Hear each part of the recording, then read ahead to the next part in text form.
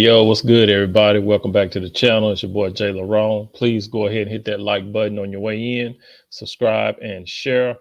Hey, we finna talk about this YouTube, not YouTube, but Hulu documentary about Freaknik. Real quick, I'm just gonna get into this real fast, man. I'm finna show y'all some videos, and I'm just gonna talk about the Freaknik situation, about how this is not just gonna be about the thoughts. You know what I'm saying? Hulu has there's going to be some things going on in this documentary, man, that might shine a light on some guys. They might get me too by the movement. You know what I'm saying? So it ain't all about the women out here thotting. They're going to try to portray this as an attack on the men. You know what I'm saying? A lot of men might get hemmed up and me too, just on the simple fact that they were in this documentary. So, you know what I'm saying? So sit back, finish, drop this quick video, man, and give y'all something else to think about other than these women out here thotting it up. All right. Y'all, I don't know. We might be in trouble. Did y'all see Hulu is about to release a documentary about 94 Freaknik? Yes. 1994 Freaknik. Yes. They are about to release a documentary. So, I'm just, now I've been to several Freakniks. 94 was one that I attended. So I'm just praying that Jesus be a fence. I'm praying that Jesus just be a big, tall privacy fence. That's my prayer this Easter, this Good Friday. That's my prayer. So, I will say this though. Like when they would bring out those video cameras and start recording, I immediately removed myself from the that situation. I never ever was okay with being recorded out there. So hopefully that worked to my benefit, but you never know. So the only thing I got is, if you see your girl in the documentary, hey man, at least I'm fully clothed. At least all my clothes is on. That's all I got. That's the best I got. But yeah, y'all, they about to put our business out in the street. Some of us might be on TV. So get your parental controls together. And I don't know, y'all. I don't know. What's going on, y'all? How y'all doing? Y'all, welcome back to the show. It's your boy Jay Larone. Please go ahead, if you haven't already, hit the like button, comment, share, subscribe. You know what I mean? If you have not subscribed, go ahead and do that for me. You guys, we finna talk about something here real quick. We're gonna talk about this Freaknik documentary. You know what I'm saying? The 94 Freaknik was supposed to be coming out next year. That'll mark the 30th anniversary. Yeah. So I know y'all been hearing a lot about it. I know y'all been hearing a lot of people talk about it, and a lot of people are upset. You got, people, especially women, trying to boycott the documentary, don't want Hulu to air it, you know what I'm saying? But pretty sure they're gonna air it anyway, and you've been seeing all the TikTok videos of these women talking, saying that they attended the 94 Freaknik, and you got some women sitting up here hollering about I'm gonna just pray and let God put a steel fence or a cage or something, praying about putting a cage up so they won't be exposed. And I'm like, man, y'all need to quit. You know what I'm saying? They need to quit. They need to quit all that, man. Talking about they gonna pray for a cage and all that, a gate, a security gate, so nobody, so they can be protected. If you wasn't out there doing, if you weren't out there shaking your ass, if you wasn't out there twerking,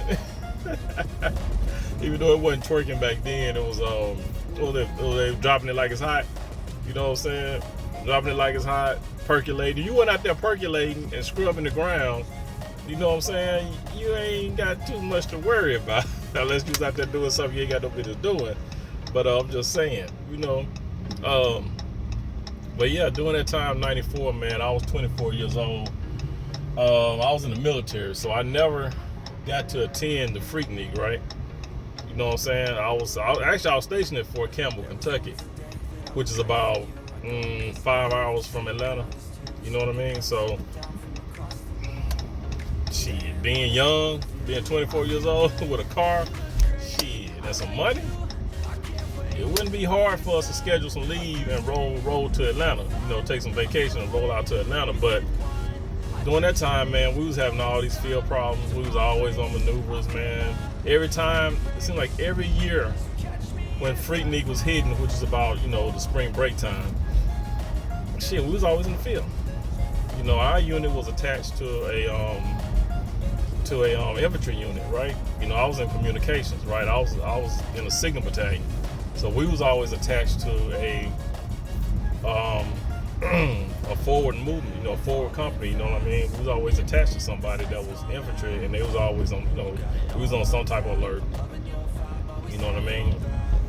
You know, they was always on the move. They was always going into the field, you know, going maneuvers, always, you know, going to, you know, JRTC, which is a Joint Readiness Training Center. And a lot of that, you know, it was either in Louisiana, in Alexandria, or it's Fort Polk. We would go to Fort Polk for about a month, or we would go to California for about a month and do some training. So, I mean, we was all over the place, man. So, yeah. You know, there was a time where, you know, shit, we stayed, especially during the summer, spring, summer, man, we lived in the field. Man, they didn't care. But, yeah, so we never, my unit, my battalion, you know, we never really got a chance to really, you know, we didn't even think about putting in for no leave or vacation to go to Atlanta. But we knew we was going to be in the field. We knew something was going to come up, and we was going to have to be ready to roll, right? So, you know, we had this thing, like, if you was on alert status, you couldn't be no more than, I think, 50 miles away. You had, you know what I'm saying? So if they activated you and, you know, you got that call, because when you're on alert and you go somewhere, if you go past, I think, 40 or 50 mile radius, anywhere you know what I'm saying, you had to give them a number where you can be reached. Now, this was 93, 94, you know, all we had was pages back then, you know what I'm saying? So the only way they could reach you, you know, if you had a pager, you had to give them your pager number, right? So that, you get that call, you got an hour to get back, right? So, yeah, we couldn't go nowhere when we was on alert. And a lot of times we were on alert. So, but yeah, man, so, you know, you got 94 Atlanta, 94 FREAKNIK, man. Let's go. And you know, a lot of women are mad or kind of scared that they're going to get exposed. And the thing is, that documentary is going to shed some light on some women, yeah. But, I mean, it ain't nothing that these women ain't doing now anyway. You know what I'm saying? It's going to expose some women out there being freaks, being thoughts. You know, but for the most part, everybody who went down there was going to party, right? In the 90s, that was all it was. It was just partying. You know, like I said, it was some freaky stuff going around because the name of the thing was FREAKNIK, right? So you know it's gonna be some freaky stuff going on. That's why the men went. That's why a lot of the fellas was going down there. You can't have a name like FREAKNIK and expect it not to be a lot of men. Men are going to gravitate to where women are, right? You know, because the men want to see that freaky stuff. They want to see the women dancing and gyrating, and you know they trying to have some fun, of course. You know, they trying to get it in because you know it was some. it was you know a lot of them was getting tapped. You know what I'm saying? It was a lot of effing going on, right? You know, parties in these hotel rooms, a lot of drinking, a lot of drugs. You know, they was smoking that weed back then.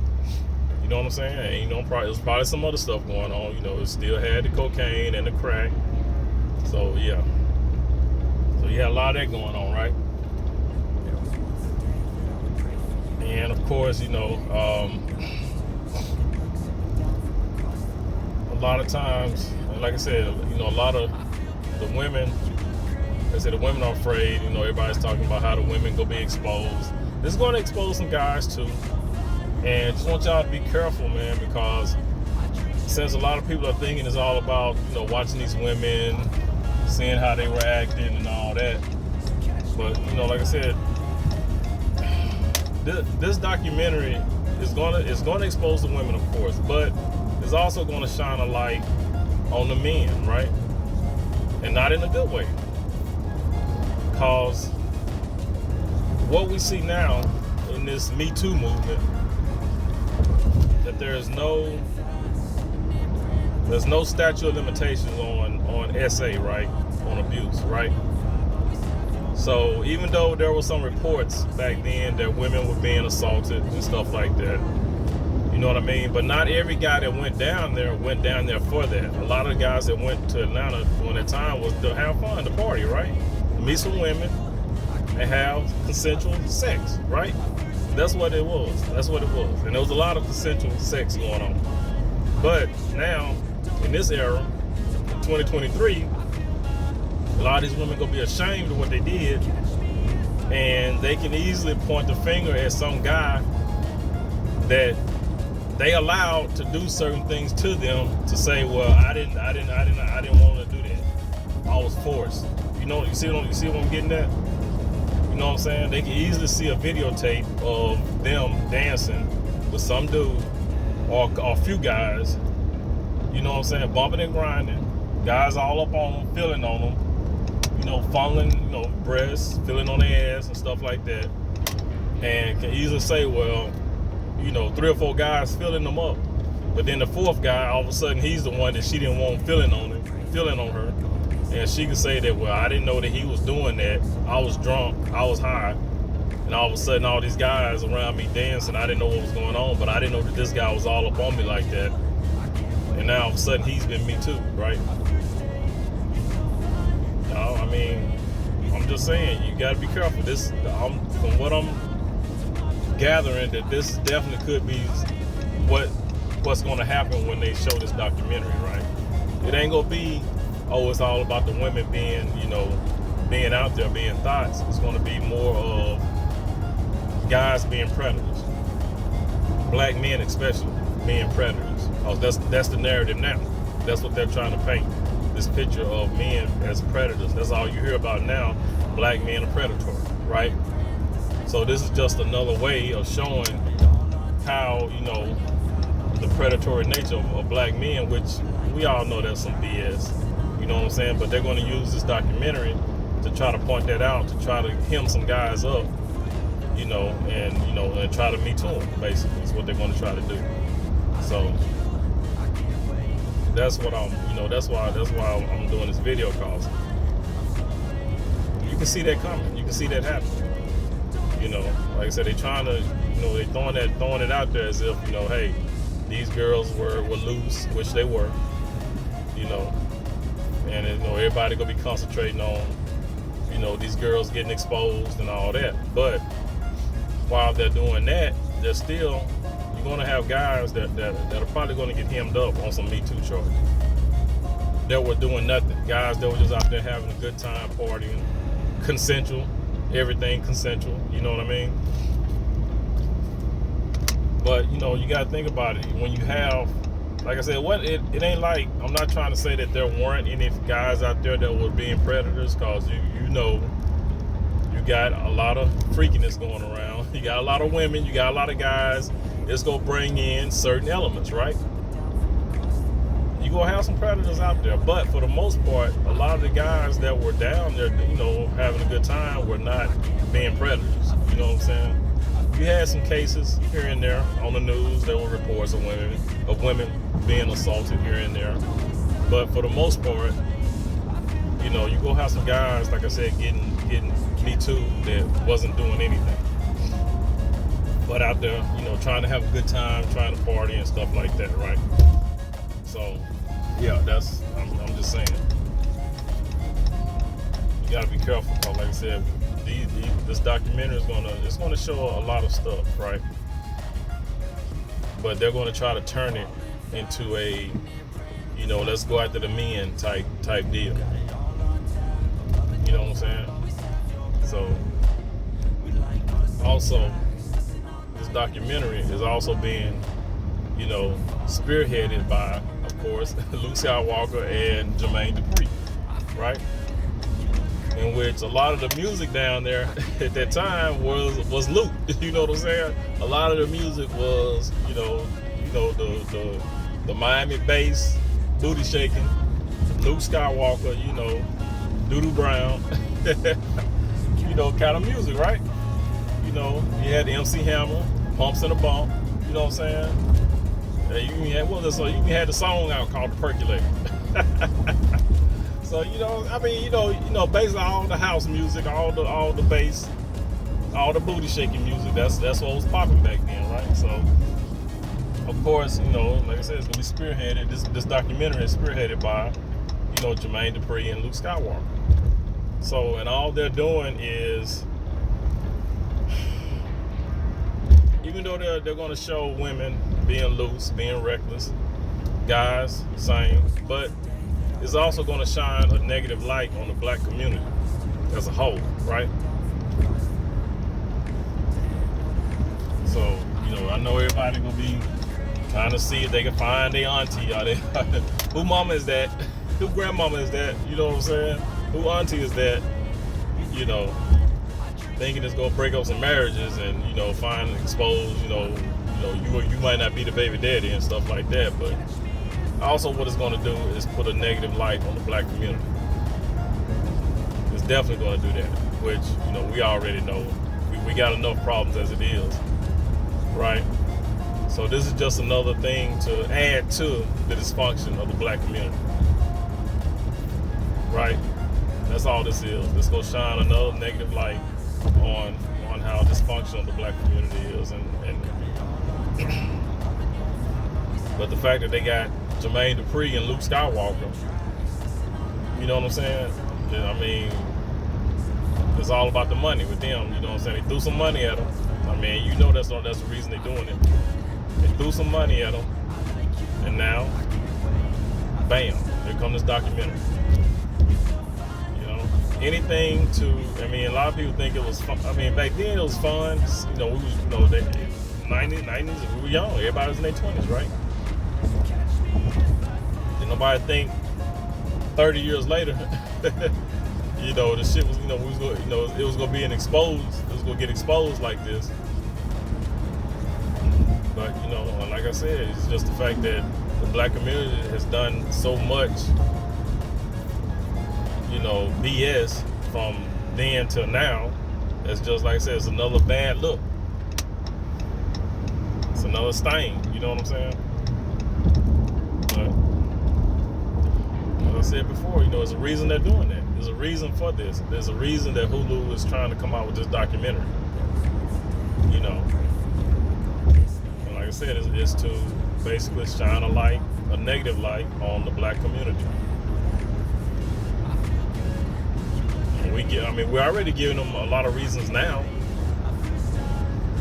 You know what I'm saying? Out here twerking on cars. There was a video of a girl getting arrested, and she out here twerking on the police vehicle. Stupid. You know what I'm saying?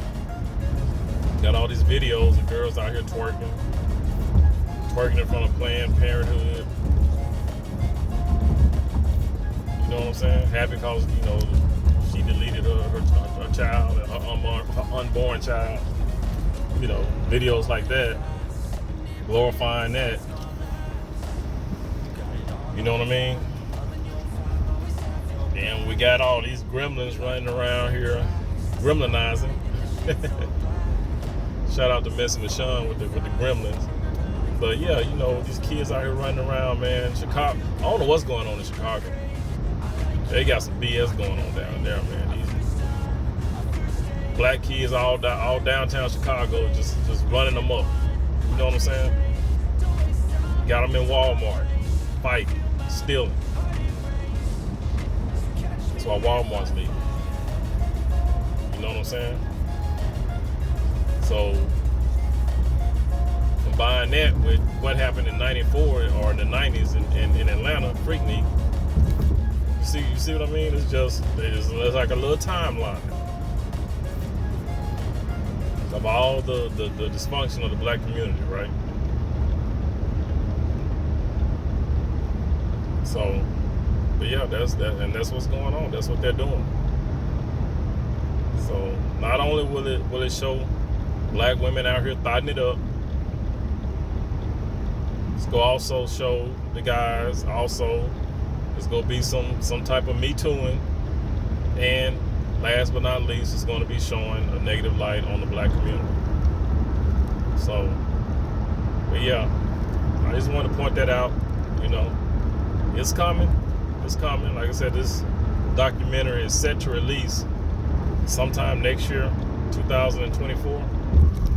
So that'll mark the 30th anniversary of FREAKNIK, of the 94 FREAKNIK. So yeah, you guys go ahead, drop some comments down below. If you were involved in the 94 FREAKNIK or any of the FREAKNIKs, hey, leave a comment down below, man. But yeah, tell me what you think about the video, man. Share it, like it, subscribe. And I just wanted to drop that. Just want to talk about that. But you know, you guys have a good day.